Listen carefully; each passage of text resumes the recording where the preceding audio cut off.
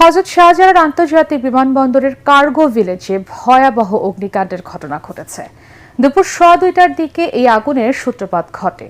আগুন নিয়ন্ত্রণে কাজ করছে ফায়ার সার্ভিসের 36টি ইউনিট। তাদের সাথে যোগ দিয়েছে সেনা, নৌ বিমান বাহিনী ও বিজিবি।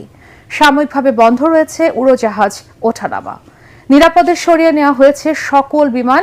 এদিকে আগুন লাগার ঘটনায় ঢাকাগামী সকল বিমান ডাইভারশন করে সিলেট ও চট্টগ্রাম বিমানবন্দরের অবতরণের নির্দেশ দিয়েছে ব্যবিচক।